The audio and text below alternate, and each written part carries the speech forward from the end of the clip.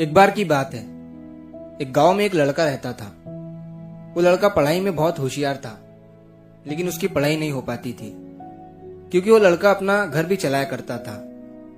वो रोज अपने खेत में जाता, दिन भर वहां काम करता और शाम को घर वापस आकर वो थोड़ी बहुत पढ़ाई कर लिया करता था।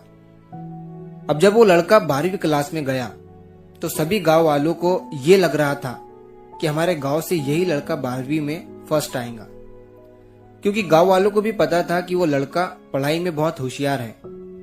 तो 12वीं का एग्जाम आया, लड़के ने एग्जाम दिया और जब 12वीं का रिजल्ट आया तो वो लड़का किसी कारण से एक सब्जेक्ट में फेल हो गया।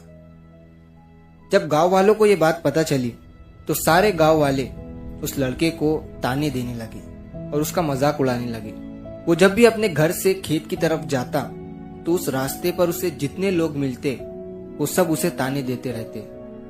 अब वो लड़का लोगों के ताने सुनकर बहुत परेशान हो जाता है और ये बात वो अपने उस्ताद को बताता है कि उस्ताद जी, मैं जब भी अपने घर से खेत की तरफ जाता हूँ तो उस रास्ते पर जितने लोग मुझे मिलते हैं सब मेरा मजाक उड़ाते हैं। तो उसके उस्ताद ने उसे कहा कि तू ना एक काम कर, एक बड़ा सा लोटा ले और उस लोटे को पूरा ऊपर तक दूध से भर दे और जब तू उस रास्ते से गुजरे तो तू उस लोटे से दूध का एक बूंद भी नीचे गिरने मत देना।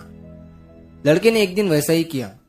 वो जब उस रास्ते से दूध का लोटा लेकर निकला तो उसका फोकस उस लोटे पर इतना था कि उसे लोगों की आवाज ही सुनाई नहीं दी। वो इतने ध्यान से उस लोटे को लेकर चल रहा था कि उस लोटे से दूध का एक भी कतरा नीचे ना गिरे। इसकी वजह से उसे लोगों के तानों की आवाज सुनाई ही नहीं दी। तो इस कहानी से हमें ये सीख मिलती है कि अपने काम में इतना ढल जाओ, इतना फोकस अपने काम पर लगा दो कि बाकी की चीजों का आप पर कोई असर ही ना हो। लोगों की आवाजें, लोगों के ताने आपको सुनाई ही ना दे। जैसे कैमरा होता है जो सिर्फ अपने सब्जेक्ट पर फोकस करता है, बाकी सारी चीजों को वो ब्लर कर देता है। तो बस आपको भी उसी तरह अपने काम पर, अपने टारगेट पर फोकस करना है, बाकी चीजें तो अपने आप ही ब्लर हो जाएंगी। तो अगर आप इस कहानी को और भी लोगों तक पहुंचाना चाहते हो तो इस वीडियो को लाइक करिए ताकि YouTube इस वीडियो को और भी लोगों तक पहुंचाए। और अगर कहानी अच्छी लगी हो तो हमारे चैनल को सब्सक्राइब जरूर करिए।